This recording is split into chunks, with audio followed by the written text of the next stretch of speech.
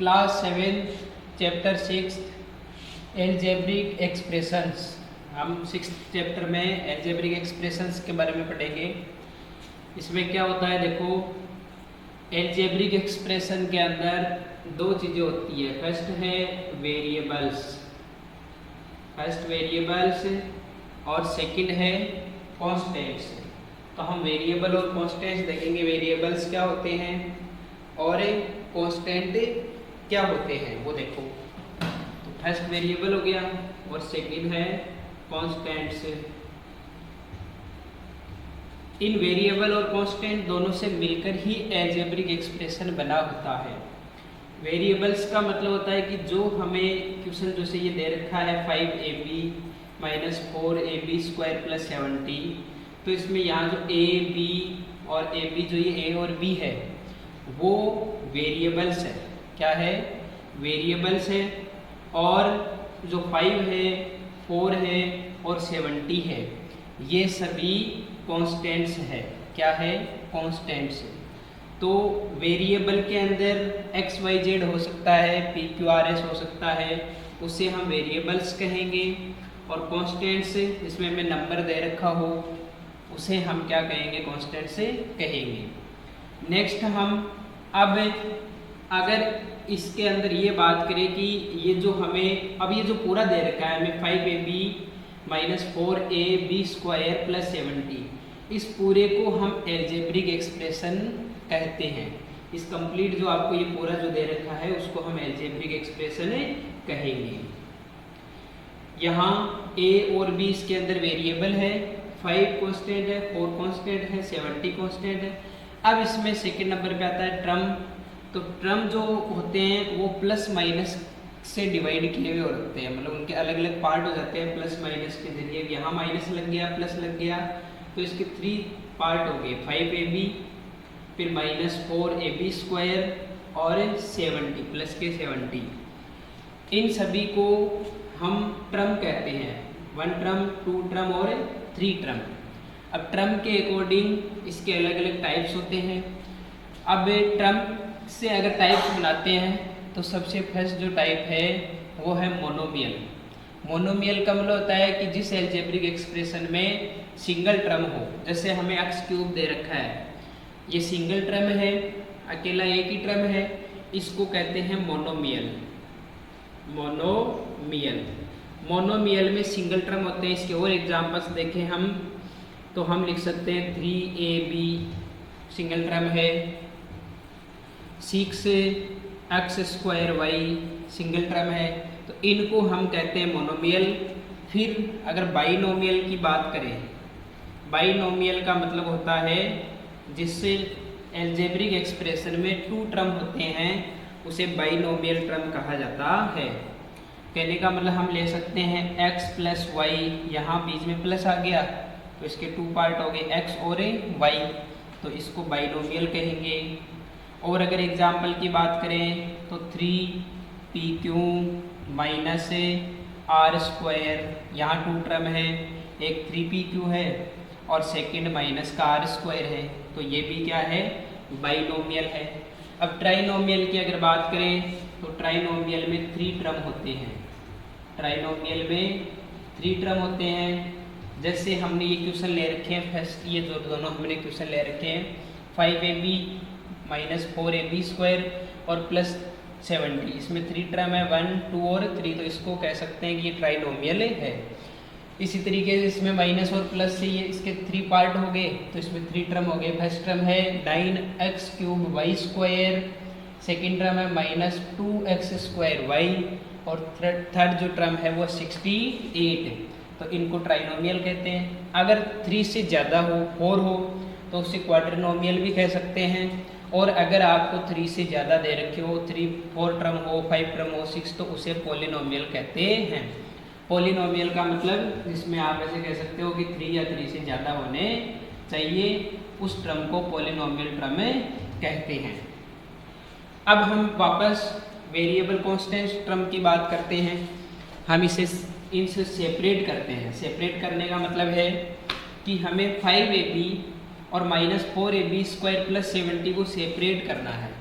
Separate term लिखने हैं जिसमें वेरिएबल हो वो टर्म लिखने हैं, कांस्टेंट टर्म लिखना है। तो इसका मतलब है कि वेरिएबल टर्म पूरा लिखना है। अभी यहाँ 3 टर्म है तो इसमें वेरिएबल आ रहे हैं, तो हम लिख सकते हैं कि वेरिएबल्स जो टर्म है वो फर्स्ट तो है 5ab, सेकंड जो टर्म है वो है माइनस के 4ab²। तो इन दोनों टर्म को हम वेरिएबल टर्म में कहेंगे। कांस्टेंट जो टर्म होता है उसमें वेरिएबल नहीं होना चाहिए, जैसे 70 है तो 70 को कांस्टेंट टर्म कहते हैं। फिर इसके अंदर अगर हम इनकी बात करें तो इनमें 9x³ y² जो है वो वेरिएबल टर्म है, और -2x² ये जो टर्म है वो भी वेरिएबल टर्म है। कांस्टेंट टर्म की बात करें तो यहाँ कांस्टेंट टर्म है 68। इस तरीके से आप वेरिएबल टर्म को और कांस्टेंट टर्म को सेपरेट कर सकते हो। इसके अंदर हमने ये देख लिया कि कितने टर्म होते हैं, उनको टर्म को क्या क्या कहते हैं। अगर 1 टर्म हो तो उसे मोनोमियल, 2 टर्म हो तो बाइनोमियल, 3 टर्म हो तो ट्राइनोमियल कहेंगे, 4 टर्म हो तो उसे पॉलिनोमियल या क्वाड्रिनोमियल भी कह सकते हैं, और अगर 4 से ज़्यादा 5 टर्म 6 टर्म हो तो उसे हम सभी टर्म्स को पॉलिनोमियल कहते हैं। अब हम अगर इनके फैक्टर की बात करें, जैसे हमें x³ दे रखा है, आपको ये पूछा कि इसके फैक्टर बताइए। फैक्टर का मतलब है x³ का मतलब होता है कि x 3 बार मल्टीप्लाई है, तो इसके अगर आपको फैक्टर करने हो तो x इंटू x 3 बार आप x को मल्टीप्लाई में लिख सकते हो। तो ये x³ के फैक्टर हो गए। अब जो सेकंड हमें क्वेश्चन दे रखा है by प्लस ax और -68, इसके जो टर्म है उनको अलग अलग उनके फैक्टर बताना है। इस टर्म का, इसमें कितने टर्म है 1 2 3, तो इसको ट्राइनोमियल कहेंगे, और इसके 3 टर्म है तो 3 टर्म के अलग अलग हम फैक्टर करेंगे। by का अलग करेंगे, ax के अलग फैक्टर करेंगे, और -68 के अलग फैक्टर करेंगे। आपको माइनस यूज में लेना है, प्लस यूज में लेने की जरूरी नहीं है। अब b और y 2 टर्म है, इनके कोई फैक्टर नहीं है, तो आप लिख सकते हो b इंटू y। इसी तरह a और x है तो इनको आप लिखोगे a मल्टीप्लाई x। अब 68 के हम टर्म फैक्टर करेंगे। फैक्टर करने का मतलब है कि आप 68 को 2 से डिवाइड कर सकते हो, तो 68 को 2 से डिवाइड किया तो 34 बार, फिर 2 से डिवाइड करेंगे 17 बार, और 17 से ही डिवाइड होता है 1 बार, तो इसके फैक्टर लिख सकते हैं। पहले माइनस लगाएंगे, 2 इंटू 17, तो ये 68 के फैक्टर से हो गए। इस तरीके से हम किसी भी एल्जेब्रिक एक्सप्रेशन में उसके जो टर्म होते हैं उनको सेपरेट कर सकते हैं और उनको अलग अलग लिख सकते हैं। अब अगर हम बात करें, आपको एक्सप्रेशन बनाना हो, कोई स्टेटमेंट दिया हुआ हो, उससे अगर एक्सप्रेशन बनाना हो तो वो किस तरीके से बनाते हैं।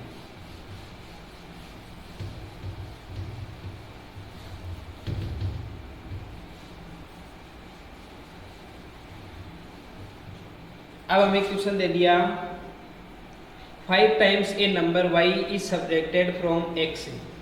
5 टाइम्स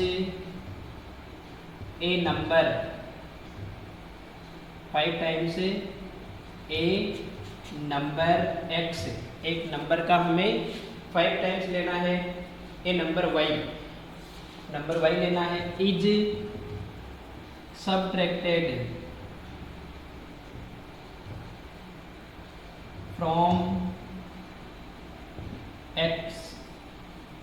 हमें इसका एल्जेब्रिक एक्सप्रेशन बनाना है। ऐसे स्टेटमेंट आपको दिया हुआ हो तो आपको 5 टाइम्स ए नंबर y का 5 टाइम्स का मतलब 5 गुना करना है। तो हमने किया 5 टाइम्स 5a। 5a का मतलब होता है 5 इंटू ए, बीच में सिंबल नहीं है तो मल्टीप्लाई का सिंबल है। 5a का मतलब है ये y को हमने 5 से मल्टीप्लाई कर दिया है। इज सब्ट्रैक्टेड फ्रॉम x, इसको हमें x में से सब्ट्रैक्ट करना है, लेस करना है, तो हम इधर लिखेंगे x और फिर सब्ट्रैक्ट के लिए माइनस का सिंबल लगाएंगे। तो इसका एक जो एल्जेब्रिक एक्सप्रेशन है वो बन गया x माइनस 5y। इसी तरीके से अगर आपको क्वेश्चन दे दिया 12 less than 2 is a number x, 12 less than 12 less than twice A number x, twice A number x है। हमें क्या करना है, 12 लेस देन, लेस मतलब है कम, मतलब यहाँ हमें करना है माइनस, ट्विस ए नंबर, ट्विस का मतलब होता है दोगुना 2 टाइम्स, ट्विस का मतलब होता है तिगुना 3 टाइम्स। तो हमें पहले x का ट्विस करना है, ट्विस का मतलब 2 टाइम करना है, 2 गुना करना है, तो 2x हो गया, 2x हो गया, उसमें से 12 लेस करने हैं तो माइनस लगाया और लिखेंगे 12, तो एल्जेब्रिक एक्सप्रेशन बन गया 2x माइनस 12। इस तरीके से हम क्वेश्चन को सोल्व कर सकते हैं। नेक्स्ट, अगर आपको किसी क्वेश्चन में एल्जेब्रिक एक्सप्रेशन की एक्सपेंडेड फॉर्म पूछ ले, एक्सपेंडेड फॉर्म अगर किसी क्वेश्चन की आपको पूछते हैं तो उसको किस तरीके से करते हैं, देखो सोल्व। एक्सपेंडेड फॉर्म अगर आपको पूछे एल्जेब्रिक एक्सप्रेशन की, जैसे क्वेश्चन दे दिया x³ y², इसकी एक्सपेंडेड फॉर्म लिखिए। तो एक्सपेंडेड फॉर्म का लिखने का मतलब है कि इस x³ का मतलब x कितनी बार है, 3 बार, तो x इंटू x लगाना है, यहाँ बीच में फिर कोई सिंबल नहीं है तो इंटू लगाना है। y² को मतलब आपको 2 बार y लिखना है, तो y इंटू y, तो ये इसकी एक्सपेंडेड फॉर्म हो गई। तो और अगर इसी तरह आपको पूछ ले 4ax² 4ax² y³ की एक्सपेंडेड फॉर्म पूछ ली, तो पहले 4 के फैक्टर करेंगे, मतलब फैक्टर करना है एक तरीके से आपको, तो यहाँ इसको लिख सकते हैं 2 इंटू a सिंगल बार है तो ax² का मतलब x को हमें 2 बार लिखना है मल्टीप्लाई लगा के, y³ है तो y को हमें 3 बार लिखना है मल्टीप्लाई लगा के, तो ये इसकी एक्सपेंडेड फॉर्म हो गई। नेक्स्ट, अगर आपको फैक्टर करने हो तो हम फैक्टर हमने देख लिया, फैक्टर किस तरीके से करते हैं, ये फैक्टर भी बोल सकते हैं इसको और एक्सपेंडेड फॉर्म भी बोल सकते हैं। अब हम बात करते हैं कोएफिशिएंट की, कि एल्जेब्रिक एक्सप्रेशन के अंदर कोएफिशिएंट क्या होता है। तो हम कोएफिशिएंट देखेंगे, बिल्कुल सिंपल है।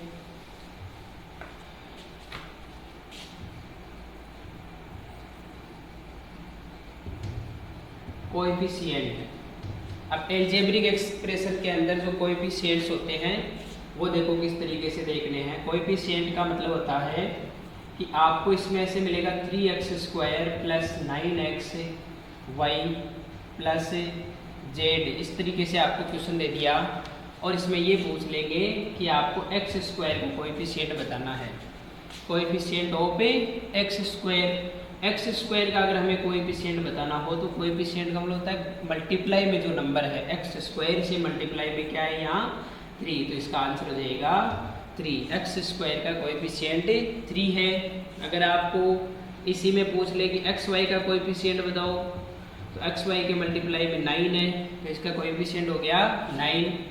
अगर आपको z का कोएफिशिएंट पूछ ले तो z के मल्टीप्लाई में यहाँ कोई भी नंबर नहीं है और कोई भी नंबर नहीं होता तो मल्टीप्लाई में 1 होता है, तो z का कोएफिशिएंट क्या है 1 है।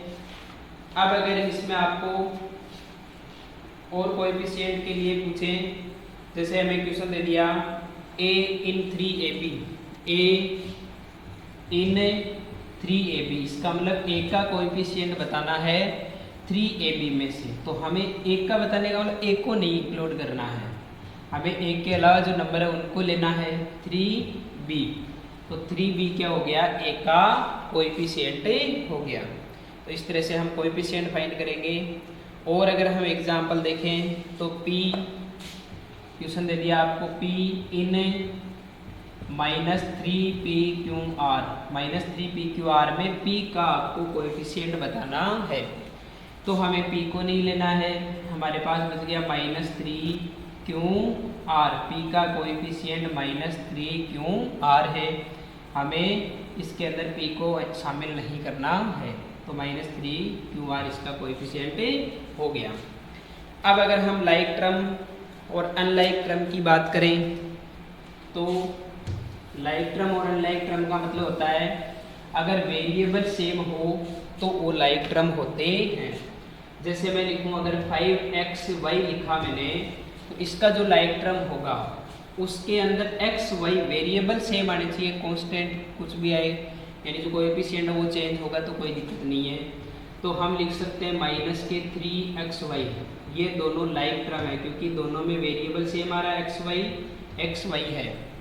इसी तरह अगर हम बात करें 8x² और 1/2xy², ये हमें पूछेगी ये लाइक टर्म है या नहीं है। तो हमें कांस्टेंट नहीं देखना, हमें वेरिएबल देखने हैं। इसमें x² है और इसमें xy² में स्क्वायर इसमें x का लगा हुआ है और इसमें y का लगा हुआ है, तो ये दोनों लाइक टर्म नहीं है। ये लाइक टर्म कब होंगे? जब हमें ऐसे दे दे 1/2x²y, तो इसमें भी x² है और इसमें भी x² है, तो हम कह सकते हैं दोनों क्या है, लाइक टर्म है। इस तरह से आप लाइक टर्म फाइंड करोगे। और अगर वो सेम नहीं हो, जैसे अभी पहले हमने क्वेश्चन लिया था xy², ये तो इसमें ये क्या हो जाएंगे, अनलाइक टर्म हो जाएंगे। इस तरीके से आप लाइक टर्म और अनलाइक टर्म फाइंड कर सकते हो। अब आपको जो एल्जेब्रिक एक्सप्रेशन होते हैं उनमें वैल्यू पुट करके आप कैसे सोल्व करोगे। देखो आपको क्वेश्चन दे दिया a = 1, b = -1 और c = 0 है। तो हमें एल्जेब्रिक एक्सप्रेशन दे रखा है ab - bc + 3a², इसकी वैल्यू आपको फाइंड करनी है। यहाँ आपको ये पुट करने हैं, a की जगह 1 पुट करना है, b की जगह -1 पुट करना है और c की जगह 0 पुट करना है। तो हम सबसे पहले हमारे पास दे रखा है a b, एक की जगह हम 1 पुट करेंगे। यहाँ बीच में कोई सिंबल नहीं है तो आपको मल्टीप्लाई लगाना है। b की जगह आपको -1 पुट करना है, जो कि आपको ब्रैकेट में लिखना है माइनस को हमेशा। उसके बाद में फिर माइनस लगाया और इससे क्वेश्चन से माइनस लिखा है। फिर b है, b की जगह क्या लिखेंगे, -1, बीच में कोई सिंबल नहीं है, मल्टीप्लाई लगाया। c की जगह लिखेंगे 0, प्लस का प्लस, 3 का 3, बीच में सिंबल नहीं है, इनटू और a² यानी 1 का स्क्वायर, a की जगह 1 पुट कर दिया। अब इसे हमें सोल्व करना है, वैल्यू फाइंड हो जाएगी हमारे पास एक्सप्रेशन की। 1 को 1 से मल्टीप्लाई करेंगे, 1 ये प्लस का, ये नंबर माइनस का, तो माइनस को प्लस से मल्टीप्लाई करने पर माइनस होता है। इधर हम इसको 0 से मल्टीप्लाई करेंगे, इतने इसको, तो 0 ही हो जाएगा पूरा। यहाँ कोई आपको लिखने की जरूरत नहीं है, या आप -0 + 0 कुछ भी लिखो, 0 से कोई फर्क नहीं पड़ता है। उसके बाद में प्लस लगाया, 3 × 1², पहले 1 का स्क्वायर करेंगे, 1 का स्क्वायर 1 ही होता है। फिर 1 को 3 से मल्टीप्लाई किया तो 3। हमारे पास यहाँ बन गया -1, 0 का मतलब नहीं है, प्लस के 3, एक माइनस में नंबर, दूसरा प्लस में है, तो हमें लेस करना है। 3 में से 1 लेस करेंगे 2 और प्लस के, क्योंकि प्लस वाला नंबर की एब्सोल्यूट वैल्यू ज़्यादा है, तो एब्सोल्यूट वैल्यू जिसकी भी ज़्यादा होती है वो सिंबल हमें लगाना है। तो ये प्लस का है, प्लस लगाने की जरूरत नहीं है, तो 2 आंसर। इसी तरीके से आपको क्वेश्चन दे दिया 5x⁴ -2x³ -x² और इसके अलावा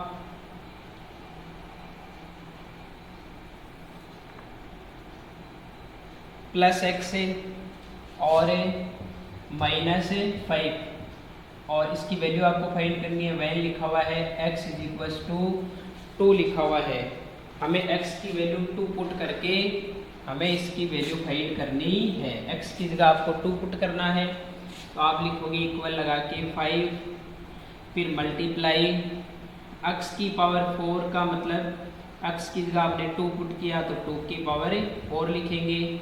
ओनली 2⁴ भी लिख सकते हो, ब्रैकेट में भी लिख सकते हो। फिर -2 का 2, यहाँ कोई सिंबल नहीं है, मल्टीप्लाई, फिर यहाँ लिखेंगे 2⁴, x की जगह 2 पुट कर दिया, फिर माइनस लिखा, x की जगह 2 पुट किया और x² है तो 2 का भी स्क्वायर, प्लस लगाया, x की जगह 2 पुट कर दिया और -5। फिर हम लिखेंगे 5 का 5 मल्टीप्लाई 2⁴ का मतलब है 2 को हमें 4 बार मल्टीप्लाई करना है, ऐसे 2 × 2 × 2 × 2, 2 × 4, 4 × 8, 8 × 16, यहाँ 16 आ जाएगा, -2 2 का क्यूब, 2 को 3 बार मल्टीप्लाई करेंगे, 2 2 1 जा 2, 2 2 जा 4, फिर 4 2 जा 8 तो इसका बन गया, और फिर 8 को 2 से मल्टीप्लाई करेंगे तो 16 माइनस फिर 2 का स्क्वायर है तो 2 2 जा 4 होते हैं, स्क्वायर करना है, प्लस 2 माइनस 5, फिर यहाँ एक बार हमें पहले मल्टीप्लाई करना पड़ेगा, 16 5 जे 80 माइनस 16 माइनस 4 प्लस 2 माइनस 5। अब हमें प्लस वाले नंबर को एक जगह करना है और माइनस वाले नंबर को एक जगह करना है, यानी ऐड करना है। 80 और 2 हो गए 82, माइनस के 16 माइनस के 4 माइनस के 5, 16 और 4 20 और 5 25 माइनस के 25। अब हम 82 में से 25 लेस करेंगे, 12 में से 5 लेस किया 7 में से 2 लेस किया 5, तो आंसर आ गए 57। इस तरीके से आप वैल्यू पुट करके क्वेश्चन को सोल्व कर सकते हो। नेक्स्ट अगर हम इसमें क्वेश्चन की बात करें तो वो है अब लाइक टर्म ऐड और लेस कैसे किया जाता है। अलजेब्रिक एक्सप्रेशन को उसका एडिशन कैसे करते हैं और सबट्रैक्शन कैसे करते हैं।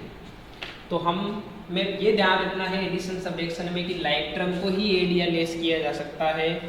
जैसे आपको दे दिया 7x प्लस x, तो दोनों लाइक टर्म है क्योंकि इसमें भी x है इसमें भी x, तो 7x को 1x, ये x का मतलब है 1x ऐड किया तो ये हो गया 8x। इस तरह से ऐड कर सकते हैं। नेक्स्ट अगर हम और क्वेश्चन ले हुए उसकी बात करें, अगर 8m माइनस 5m, तो इसको हम सिंप्लीफाई कर रहे हैं एक तरह से, शॉर्ट में आंसर जितना सोल्व कर सकते हैं उतना कर रहे हैं। दोनों में m है यानी लाइक टर्म है, लेस का सिंबल है, तो हम 8m में से 5m लेस करेंगे, 8 में से 5 लेस किया तो 3m बच गया हमारे पास, तो यहाँ आंसर आ गया 3m। इस तरह से हम इनको छोटे छोटे क्वेश्चन को सिंप्लीफाई कर सकते हैं। अगर आपको इस तरह से दे दिया 6a plus 3a plus 2b, अब इसको सिंप्लीफाई करना है, हमें लाइक टर्म देखना है। इस टर्म में a है इसमें a है, इसको ऐड किया जा सकता है, इसको ऐड नहीं किया जा सकता। लाइक टर्म हो तो ही ऐड होगा, तो 6a और 3 हो गए 9a, फिर ये जो सेकंड टर्म है उसको ऐसा कैसा लिख देंगे हम प्लस के 2b, तो आंसर होगा 9a प्लस 2b। हम लाइक टर्म ही ऐड या लेस कर सकते हैं। और इससे अगर बड़े क्वेश्चन की बात करें तो हमें क्वेश्चन दे दिया 9x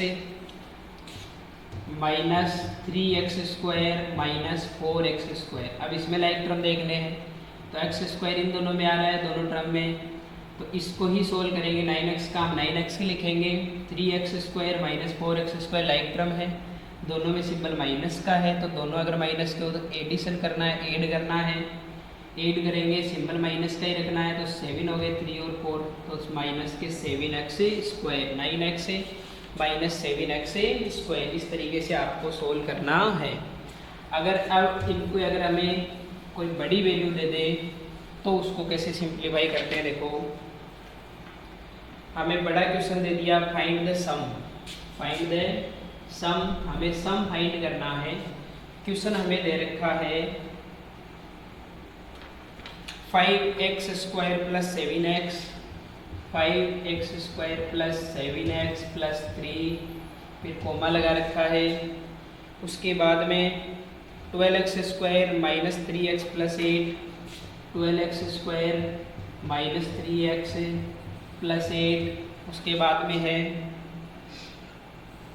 6x square minus 4x plus 9। इसको हमें ऐड करना है, और यहाँ कोमा का मतलब है कि इनको हमें यहाँ ऐड करना है। तो आपके पास जहाँ जहाँ कोमा है वहाँ हमें एडिशन का सम का मतलब एडिशन करना है, तो ऐड का सिंबल लगाना है। अब इस पूरे क्वेश्चन को सोल्व करने के लिए आपको लाइक टर्म एक जगह करने हैं। सबसे पहले हम लिखेंगे 5x स्क्वायर, अब वो टर्म लिखेंगे जो इसके लाइक टर्म हो 5x स्क्वायर के, तो x स्क्वायर जहाँ जा रहे हैं वो सारे टर्म एक जगह लिखेंगे, इसके साथ लिखेंगे प्लस 12x स्क्वायर, नेक्स्ट जो टर्म है वो लिखेंगे प्लस के 6x स्क्वायर, सारे लाइक टर्म एक जगह लिख लिए। उसके बाद में प्लस 7x, इसका जो लाइक टर्म है वो देखेंगे, वो है माइनस के 3x, और फिर है माइनस के 4x, फिर जो बच गए कांस्टेंट टर्म या लाइक टर्म, ये 3, 8 और 9, ये भी लाइक टर्म है क्योंकि ये कांस्टेंट ही है, इनके साथ वेरिएबल नहीं है। 3 + 8 + 9। अब ये सब जो लाइक टर्म है उनको हम ऐड देश कर सकते हैं, तो सभी प्लस के, इसलिए हमें एडिशन करना है। 5 और 12 17, 17 और 6 23, तो यहाँ हो गया 23x²। यहाँ आपको 7x प्लस का दे रखा है, उसमें से आपको 3x को लेस करना है 4x से, फिर उसमें से 4x और लेस करने हैं, तो 0x बचा। 0x का मतलब आपको यहाँ कोई टर्म नहीं लिखना है क्योंकि ये पूरा 0 हो गया है। ये सभी प्लस के, इनको ऐड करेंगे, 8 और 3 11 और 9 20, तो हम लिखेंगे 20। आंसर आ गया 23x² + 20। इस तरह से आपको एडिशन करना है। अब अगर हम सब्ट्रैक्शन की बात करें तो आपको ऐसे दे दिया -3ab²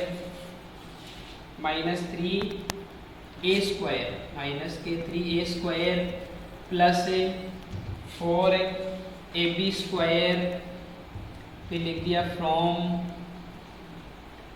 नेक्स्ट आपको दे रखा है 3a² + 4ab, 3a² + 4ab और माइनस के 3b², ये हमें सोल्व करना है, इसको सब्ट्रैक्ट करना है, मतलब लेस करना है। अब क्या सब्ट्रैक्ट करना है, माइनस के 3a² + 4ab² को इसमें दूसरे एक्सप्रेशन में से सब्ट्रैक्ट करना है। तो इस जो सेकंड नंबर को जो अलजेब्रिक एक्सप्रेशन लिखा हुआ उसको हम पहले लिखेंगे 3a² + 4ab - 3b²। अब सब्ट्रैक्शन में ध्यान ये रखना है कि आपको यहाँ माइनस लगाया, इसके आगे जो भी एक्सप्रेशन लिखना है वो ब्रैकेट में लिखना है, ये विशेष ध्यान रखना है। सब्ट्रैक्शन के आगे जो भी हम अलजेब्रिक एक्सप्रेशन लिखेंगे उसको ब्रैकेट में लिखेंगे, तो -3a² + 4ab²। अब इसे हमें सोल्व करना है, सोल्व करने के लिए आपको ब्रैकेट हटाना है, तो 3a² का 3a² + 4ab का 4ab - 3b²। अब ब्रैकेट हटाना है। ब्रैकेट हटाते हैं तो अगर ब्रैकेट के बाहर माइनस का सिंबल हो तो इसके अंदर के सिंबल आपको चेंज करने हैं। माइनस जो 3ab है वो हो जाएगा प्लस का, माइनस का जो 3a² हो जाएगा प्लस का 3a², और प्लस के जो 4ab² हो जाएंगे माइनस के 4ab²। सिंबल चेंज करने हैं। अब आपको वापस सेम पहले जैसे किया था वैसे ही लाइक टर्म एक जगह करने हैं। 3a² का लाइक टर्म देखना है, 3a² का, तो वो 3a² ही है, प्लस 3a² लिखा प्लस 4ab, इसका कोई लाइक टर्म नहीं है क्योंकि यहाँ ab है, यहाँ ab² है, माइनस 3b² का भी कोई लाइक टर्म नहीं है, तो इन सबको ऐसे कैसे ही लिख देंगे, -3b² और -4ab²। इनको किसी को एडदेश नहीं कर सकते इनमें क्योंकि लाइक टर्म नहीं है, ये लाइक टर्म है, इसलिए यहाँ बन जाएगा 3a² + 3a² का मतलब 6a² प्लस 4ab का 4ab -3b² और -4ab²। इस तरीके से आपको सोल्व करना है। तो आप किसी भी अलजेब्रिक एक्सप्रेशन को ऐड या लेस कर सकते हो। एडिशन में आपको सिंबल पे इस तरीके से ध्यान नहीं देना है, लेकिन सब्ट्रैक्शन में आपको जो माइनस का जो सिंबल है उसके आगे जो आप नंबर लिखते हो उन सभी नंबर के पहले उनको ब्रैकेट में लिख के फिर उसके पहले माइनस लगाना है। अगर इसी तरीके से हम और क्वेश्चन की बात करें एडिशन के अंदर,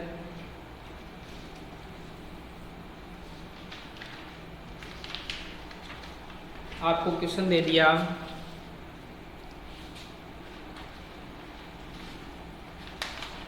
हाउ मच डज 2a²। एक क्वेश्चन देखते हैं हम इसके अलावा इसके अंदर चैप्टर में। आपको क्वेश्चन दे दिया how much does 2a² - 5a + 4 exist 3a³